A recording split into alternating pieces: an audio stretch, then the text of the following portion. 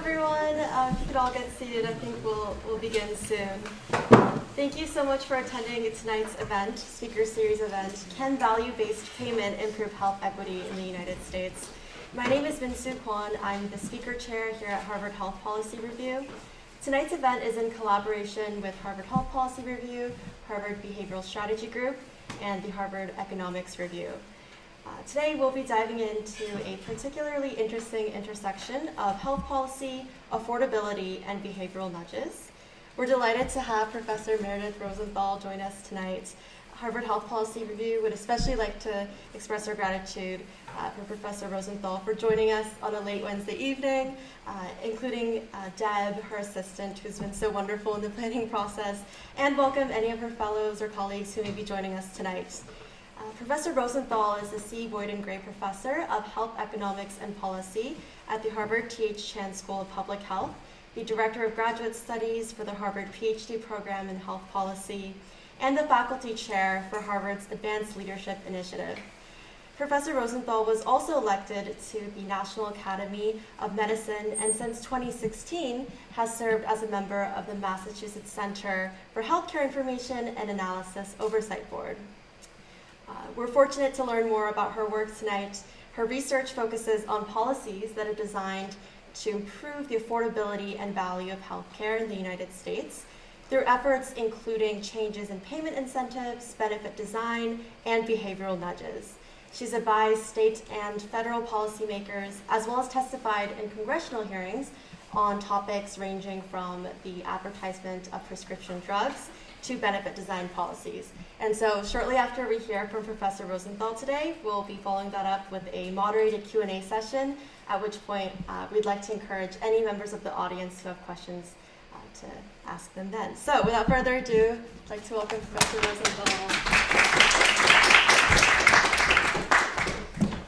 I feel like you guys probably don't remember who Mike Dukakis is, but when he was a presidential candidate, he had a little box that he carried around so he could stand on it and be seen above the podium because he, like I, was a little on the short side. So I can't quite see you in the front row, but hopefully you can see me.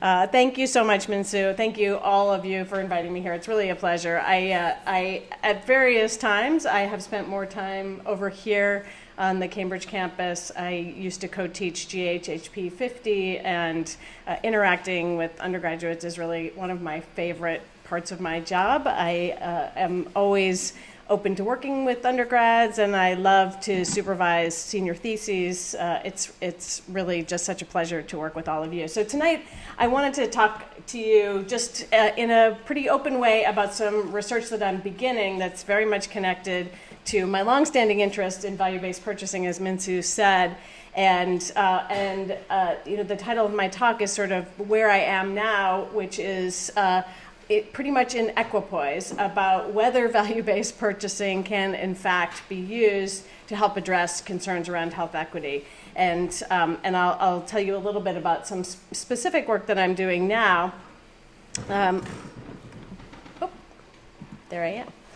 So just to start with a couple of definitions, I'm sure that you all are engaged in the conversation around health equity, but just to get us on the same page, using the CDC definition, health equity is about everyone having the opportunity to attain his or her full health potential and not being disadvantaged from achieving that because of social position or socially determined circumstances. So it's a very broad definition of health equity. We're not just talking about necessarily people having, for example, access to health care, but actually having sufficient resources, access to health services, and potentially other social resources that can lead to the best health that an individual can attain.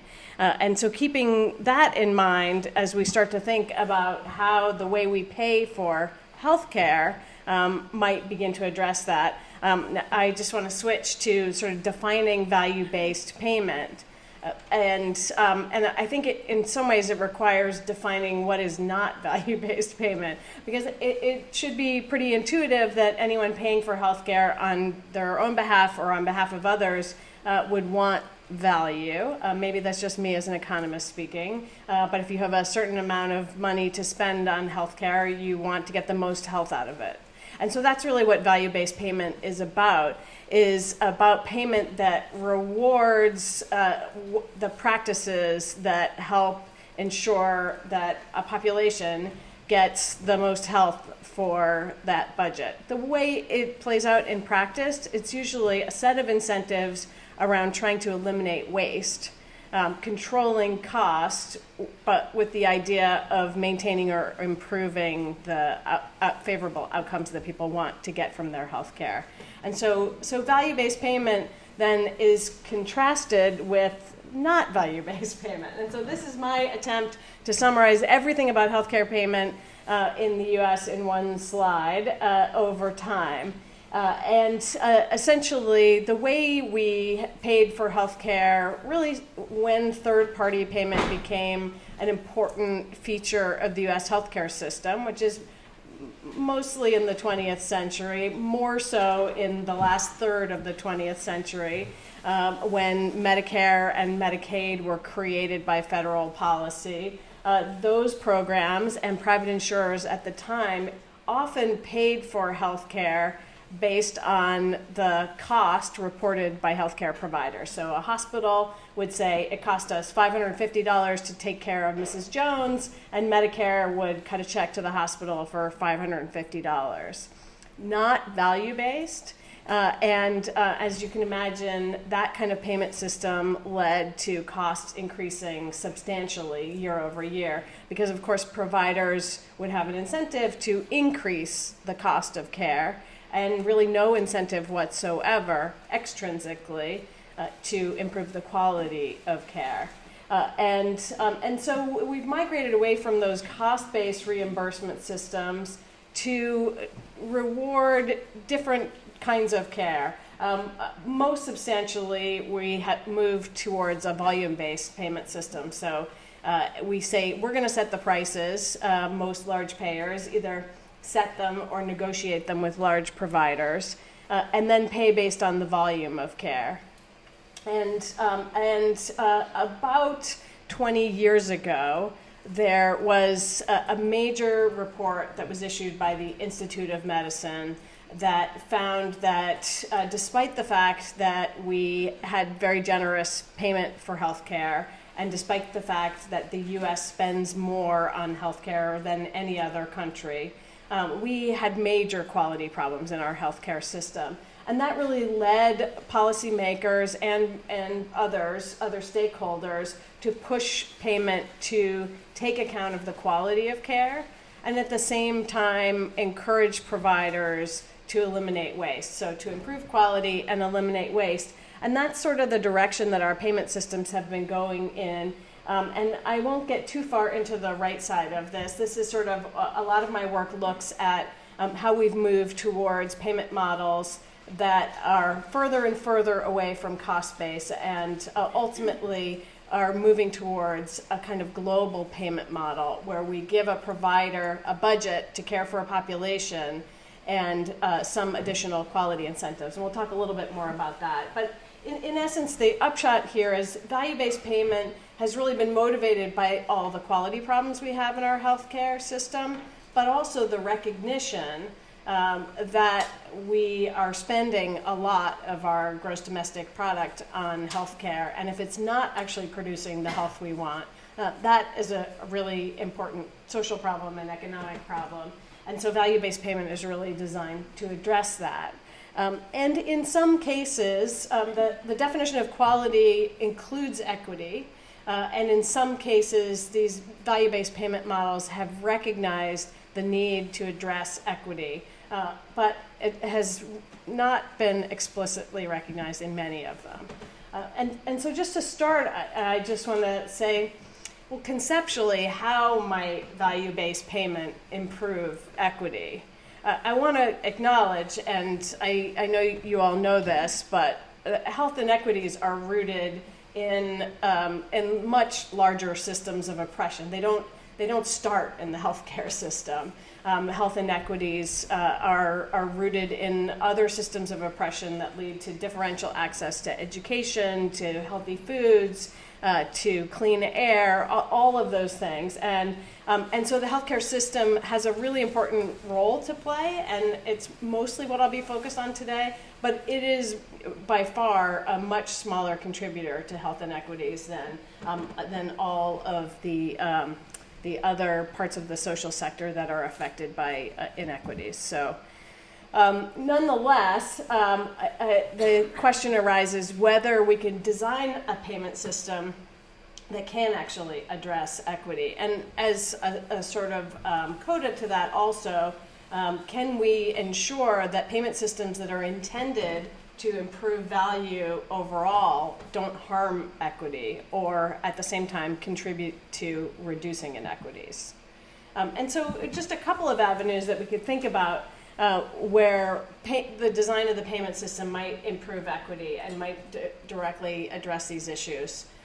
The first is accounting for social risk factors in value-based payment.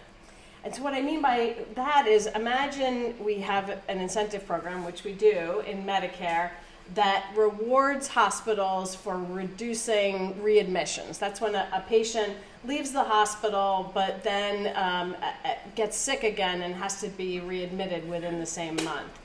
In many cases, those kinds of readmissions are a sign that the patient either was discharged too soon, didn't have effective care after they were discharged, their discharge instructions weren't communicated to them effectively. So there's a component of those readmissions that has to do with the quality of care that the hospital is delivering and ensuring that the patient gets when they're returned home.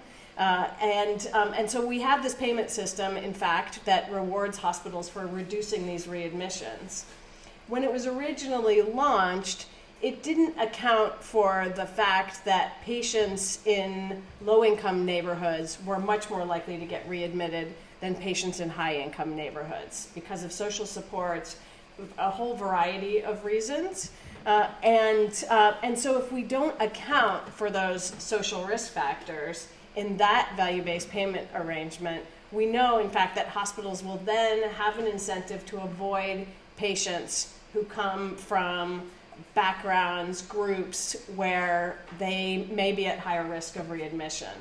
And so there was a whole commission put together. Congress ordered the CMS to study this issue.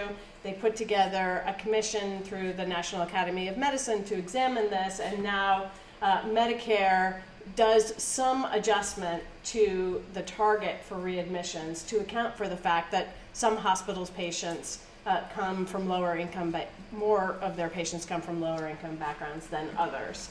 And so this is just sort of one example of how we might think about ensuring that the value-based incentives that we have now that are intended to increase quality don't inadvertently harm some groups of patients and actually make access worse for those patients and therefore their quality of care. So that's one thing to consider. Another way we might think about value-based payment as a tool for improving health equity is explicitly rewarding providers for reducing health inequities. Health inequities are everywhere, by race, by ethnicity, for patients with disabilities, for patients with limited English language proficiency.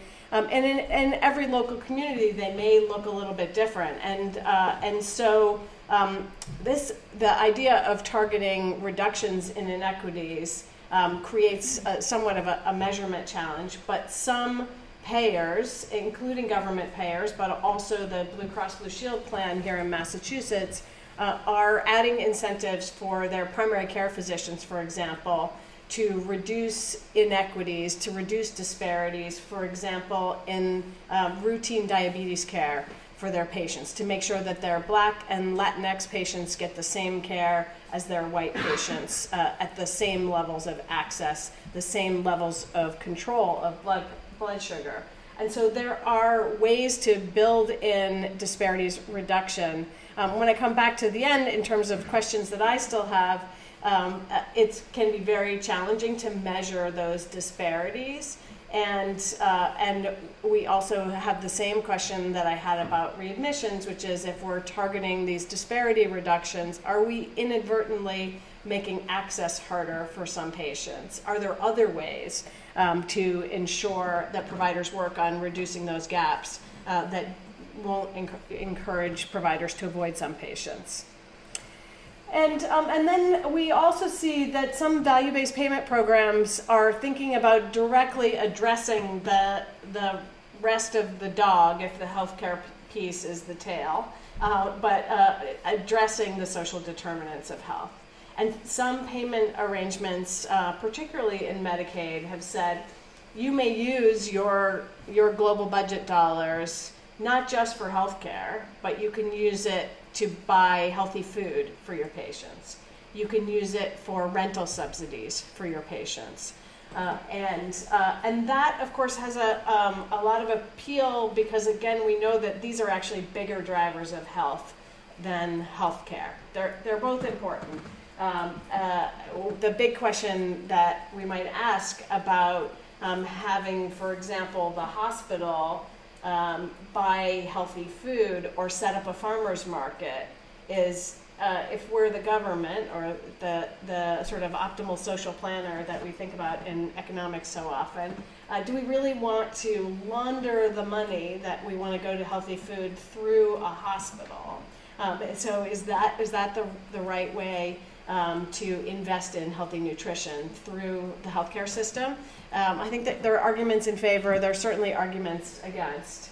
And then I just wanted to say a few words about another way that value-based payment might improve health equity broadly is if we use it explicitly in the programs that serve the groups that are often at the receiving poor care, receiving less access to care. And the Medicaid program really is an important funder of care for people who have access challenges. And if we think about developing incentives for Medicaid that would improve the health of these populations and also free up funding by eliminating waste so that Medicaid could pay for other patients and also other types of care. And I'll say a little more about that because I'm really interested in understanding value-based payment in Medicaid.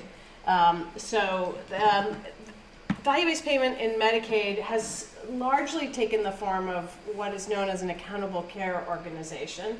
An accountable care organization is in some ways both an entity. It's usually a health system or perhaps a large primary care group that is going to be accountable in a financial sense for the cost of care for a population and also for quality and outcomes. And in the case that I'm talking about here, also potentially for disparities in care, for addressing health equity.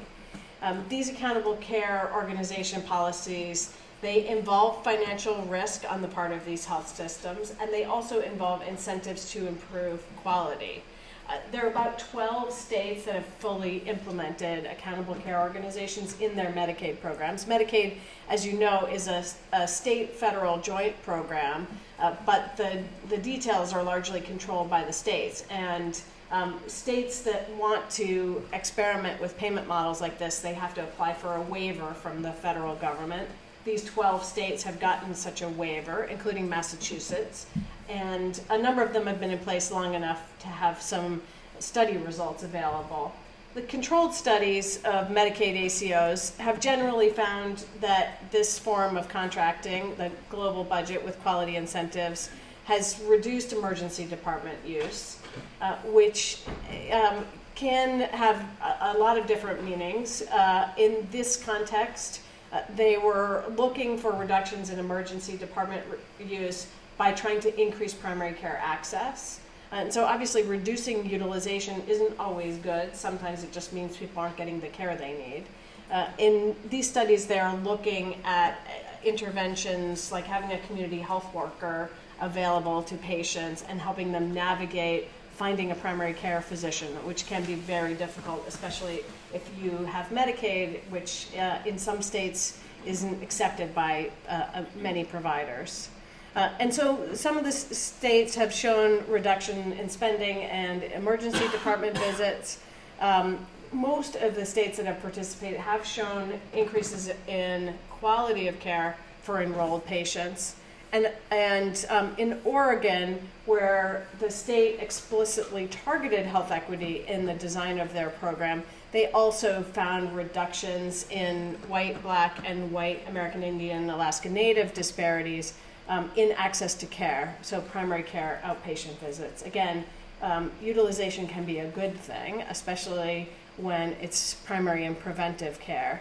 And now a number of states that are on their second round of Medicaid accountable care organization contracts are giving incentives to the providers who are participating to invest in those social determinants like housing and food insecurity, and also to explicitly target health equity. In Massachusetts, the state is asking the providers essentially to select a measure of health equity that they want to address and demonstrate improvement on that. I think going to the challenge of measurement, an ACO that's in rural Western Mass may have a very different population and very different challenges than an ACO that is in the urban part of the state. And so a certain amount of flexibility is required in order for these incentives to be meaningful in the communities of interest. So what do we know about these Medicaid ACOs, and in particular about health equity? I mentioned earlier that there's some promising evidence, but we know that they haven't taken off everywhere. I mentioned there are about a dozen states that are doing this now. We've been talking with some of the states that have implemented ACOs and some of the states that haven't, and going back to where I started with, health equity is not just about problems in the healthcare system, but it is rooted in other deeply embedded inequities. There are some places where developing these innovative models, which require investments in provider capabilities, is just not feasible. And so it may be that we sort of see the same set of states that expanded Medicaid early, like Massachusetts and Oregon and Colorado, also are innovating on the ACO front and making progress in improving quality and addressing equity. But as a nation, we will continue to have these big disparities that where geography plays an important role. As well. And then I would say also both in the Medicaid literature, but also in the broader value-based purchasing literature, we don't have a great handle on the adverse effects of value-based payment on equity. I mentioned an example where we know that the incentives around the readmission bonus for hospitals have been problematic. But we actually have not great data on the effects of all the other value-based programs that are out there now, nor have payers widely adopted approaches like the one I described, where you account for those social risk factors to begin to address some of those unintended consequences. So those are important areas, and so since I am a researcher, and if I didn't have research to do, I don't know what I would do. I have to conclude that we need more research. I think specifically we do need more research that is really targeting equity as an outcome and looking specifically at inequities in health outcomes and trying to understand some of the underlying mechanisms. We don't yet really have much experience in incentivizing reductions in inequity, and there are a lot of ways that could go awry based on measurement. One of the things about measuring a difference is that it tends to be very noisy relative to measuring a level. And that variability doesn't have very good properties as a target for a financial incentive. And so I think more work is needed there too. And I've been struck in the conversations that I've had with safety net providers and also state Medicaid directors where they have implemented ACOs is that community engagement is really critical for designing these programs. Not the sort of nitty-gritty details of risk adjustment or those technical features, but trying to understand, what is value within the communities that are impacted, and to ensure that that what those communities are looking for from their healthcare is part of the design. And I think it is. It has to be said that other policies are really critical. So both in the health policy sector, there's an enormous unfinished business of expanding Medicaid nationally, and so that's probably the biggest thing that we could do in health policy to address health equity with a single policy. But social policy around social mobility, income support, job opportunities, those are at least as important as health policy for generating health. So, Minsoo, I'd love to chat with you further about all of this.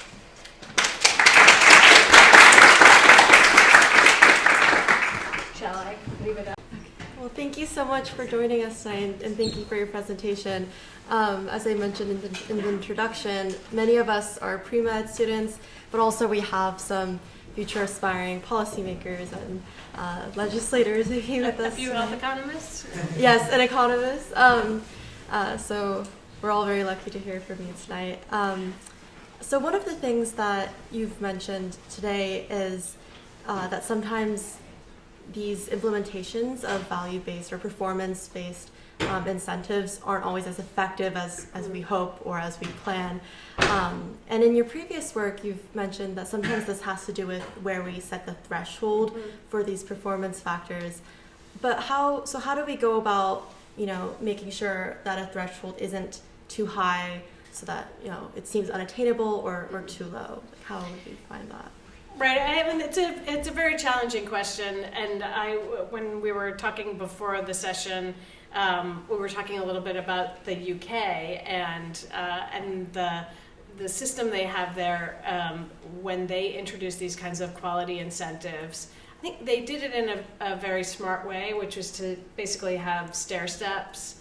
And I think some of the best quality incentive programs recognize that providers are on a distribution, and you want them to continue to improve, and so you want to have some entry-level threshold that gives an incentive to those providers whose perhaps their performance starts out very low, but then you want to continually ensure that there's always a reward for doing better. I mean, that sort of basic economics is the single threshold incentive is never optimal, but it is really easy to understand. And I think one of the challenges in designing incentives is sometimes the things that we know based on behavioral economics, based on neoclassical economics would be optimal. Those things get to be so complicated that it's very hard to make them acceptable in contracting. So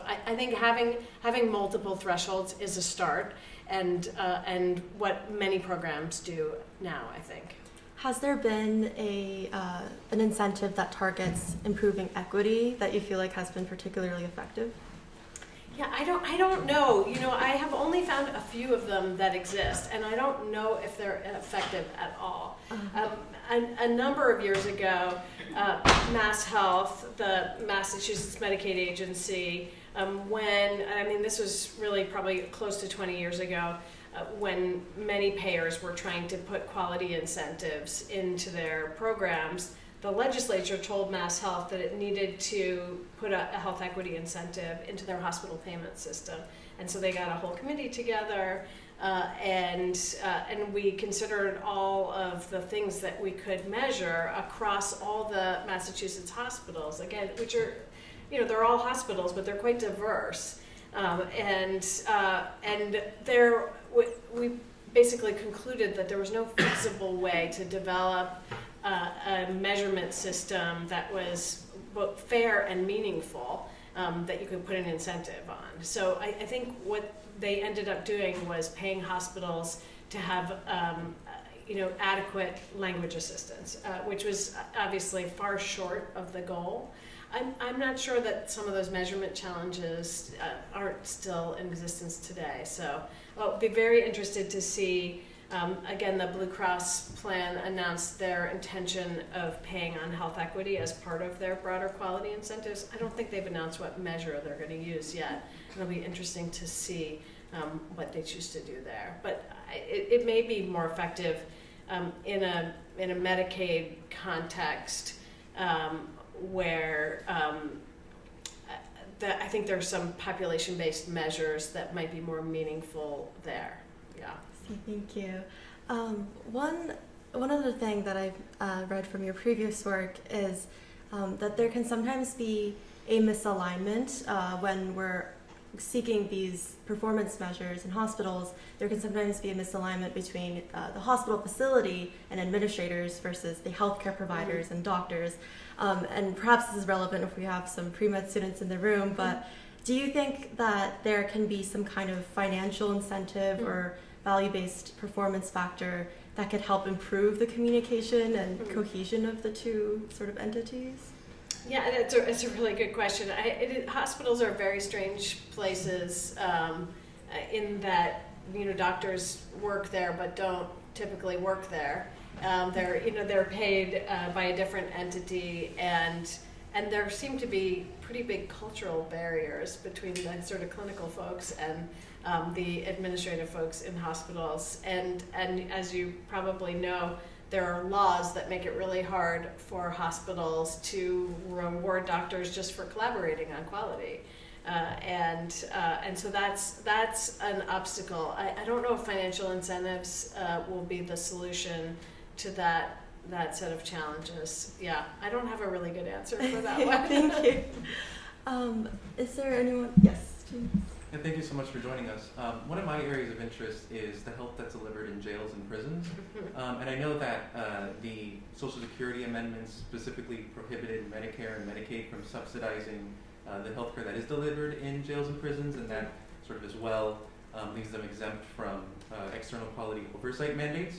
And so I'm wondering, given that we've seen in studies that jails kind of serve as epidemiological pumps that sort of drive health equity in sort of mainstream healthcare and outside of the right. Speaking setting. Of systems of oppression, yeah. Yeah. What do you think are some ways that we can improve the healthcare that's delivered in jails, given some of your work? Yeah, it's a really good question. I think there have been some very modest experiments around medication for opioid use disorder and some initiatives to address some of the incredibly horrendous access problems in prisons and jails for people who are suffering from addiction. I don't know the policy frontier about how much we can do there. There is, again, in states that are slightly more progressive, there have been efforts to harmonize Medicaid in a way that ensures that that people are connected to services when they do leave the carceral system and sign up on Medicaid. So more structure around that transition. And I'm working with a PhD student. We have an interesting project which is looking at the role of Medicaid for people recently released in Massachusetts from prisons and jails, and trying to understand particularly its role around opioid use disorder. So happy to talk to you more about that. It's a really, really important area. And again, going back to we should decarcerate,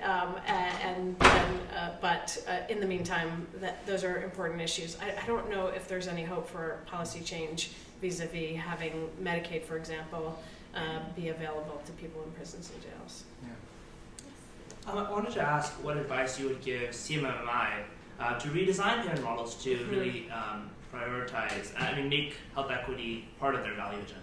Well, it is part of their health agenda now. Yeah, it's a good question. So CMMI, for those of you who don't know, is the Center for Medicare and Medicaid Innovation, which is largely the Center for Medicare Innovation, but they've discovered Medicaid, and they have recently released a strategic update. And equity really is at the top of their agenda. So they promote experimentation maybe they wouldn't use that word experimentation, but they promote innovation in Medicare and Medicaid, particularly around payment models. And so they have some payment models that are explicitly equity focused, but I think they're sort of pretty modest pilots. They are also, I think, trying to address the measurement challenge to try to identify health equity measures that could be used in value-based payment in general, and I think also they are looking for avenues to support more Medicaid ACOs. That is part of their agenda as well. They have these learning networks that are about cross-fertilizing across states and across delivery systems. So I think the problem with CMMI is that they have 100 different pilots at one time, and at the end of the day, providers, they need to know what their payment system is going to be for at least a decade, so that they can invest in the systems that are necessary to deliver on whatever that looks like.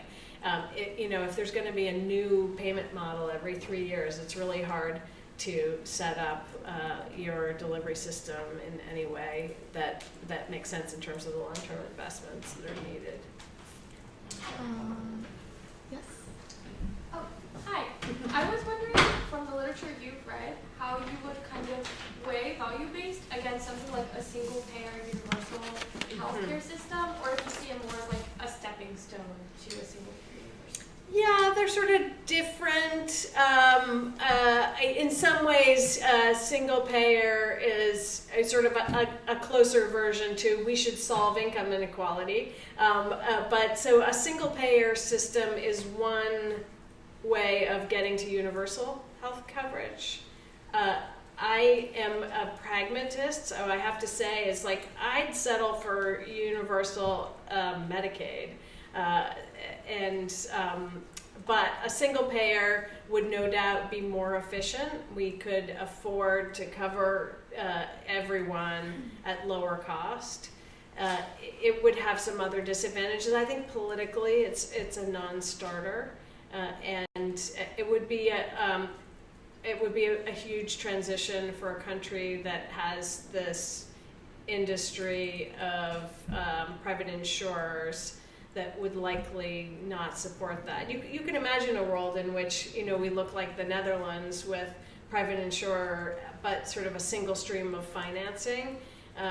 But I think that might be a stretch, unfortunately. So I do think we need to continue to work on coverage, clearly, and I think Medicaid works. I'm not a sort of a political person, so I don't really know what we need to do to overcome the political stasis with regard to putting essentially a new law in place that would in fact expand Medicaid in the rest of the country. I think that should be our highest priority right now.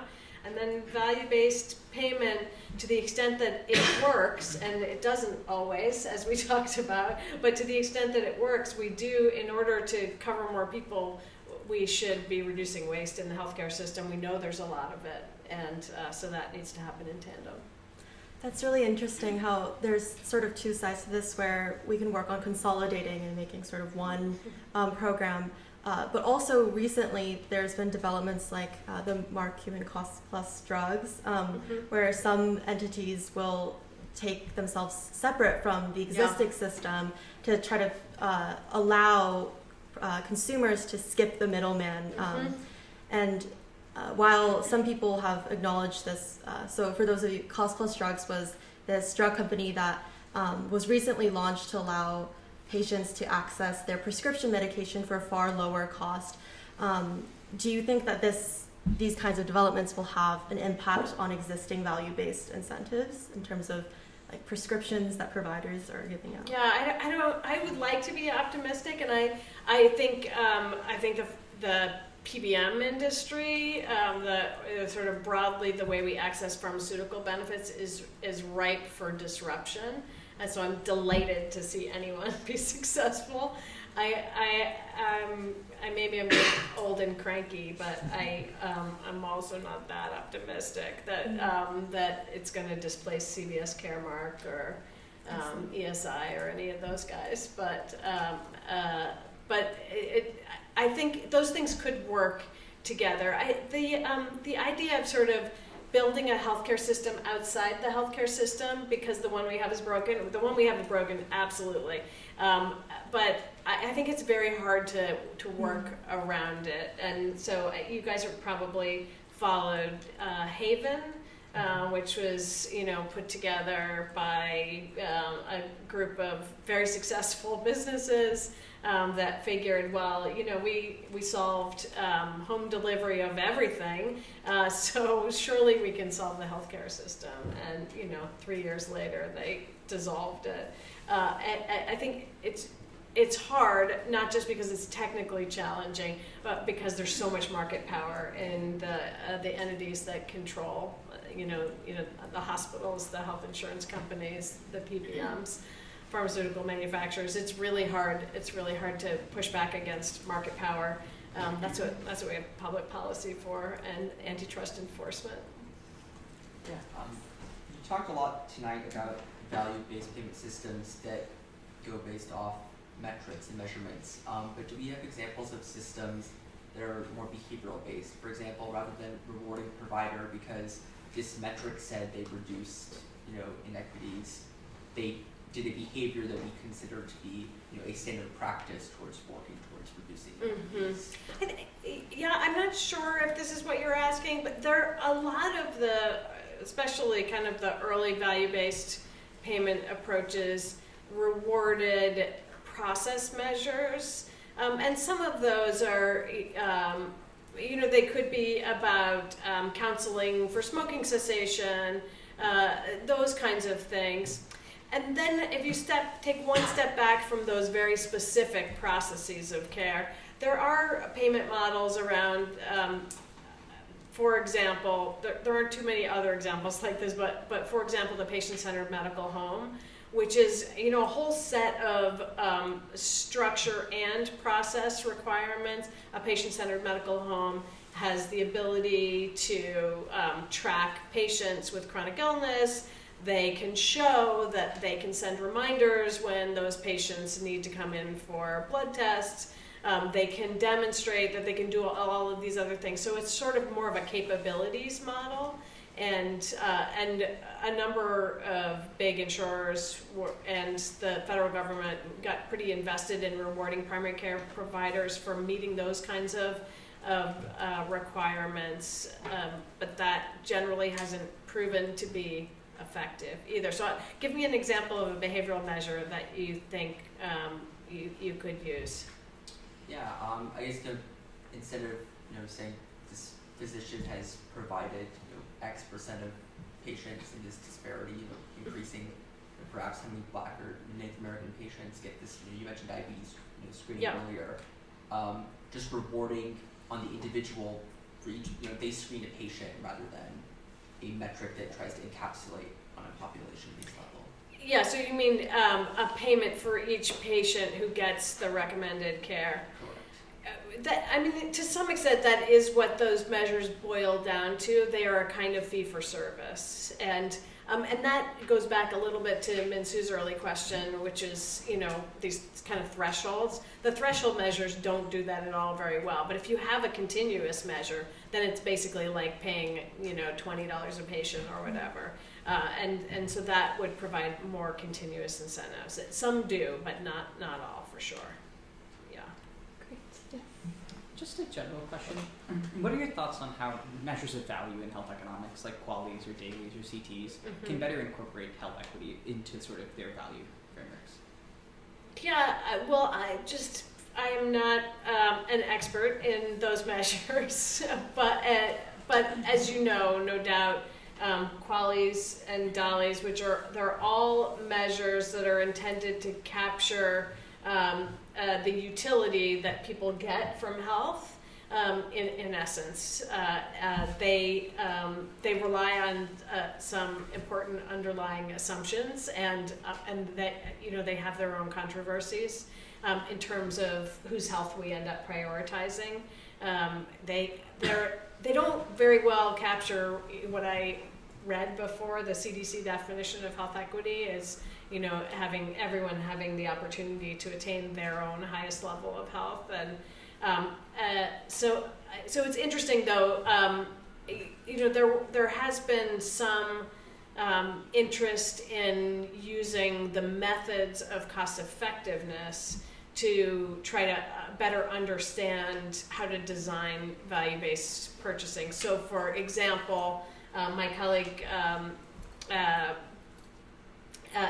who has done some work, I'm just trying to remember the measures that he's looked at, Ankur Pandya at the School of Public Health, he's looked at stroke measures and identified the measures where paying a bonus to hospitals that, for example, were able to get patients timely care for their stroke.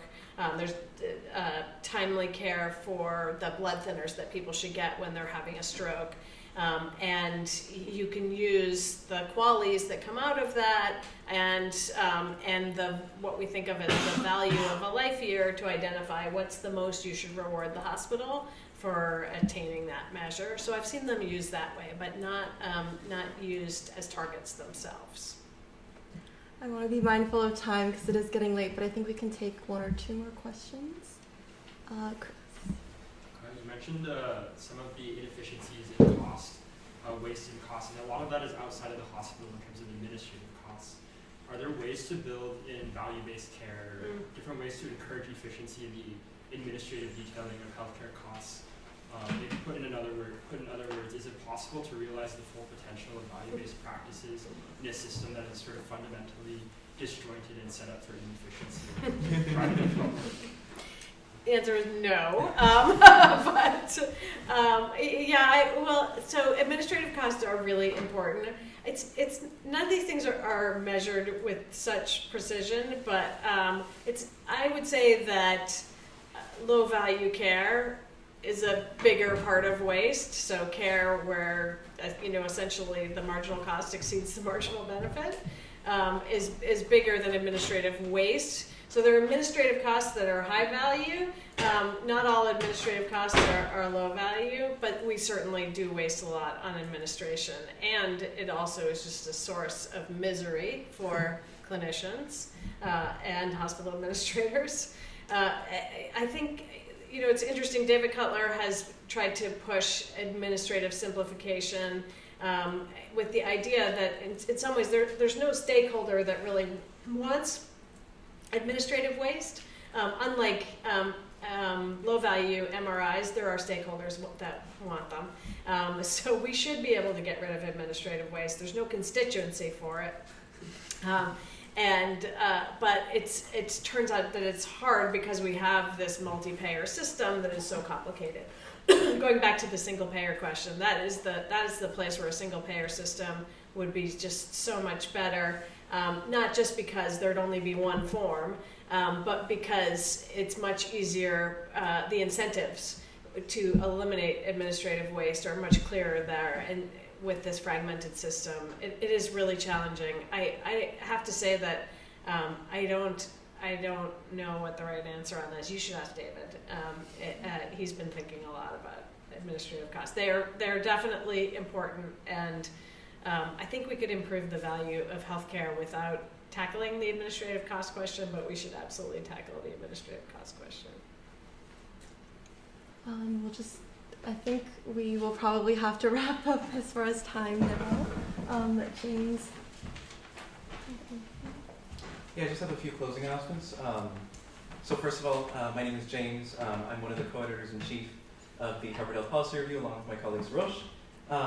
And I'd like to thank all of the sponsors of this event, and especially you, Professor Rosenthal, for joining us and taking time out of your busy schedule to speak with us. I'd also like to extend a sincere thank you to Minsoo for organizing this wonderful event, and again to the Harvard College Economics Review and the Harvard Behavioral Strategies Group. I will remind all HHPR members to stick around.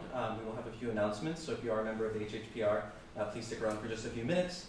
Also for all attendees, you can feel free to take some pizza from the back. And then the final note that I'll make is that the Harvard Health Policy Review is now open for submissions on our site.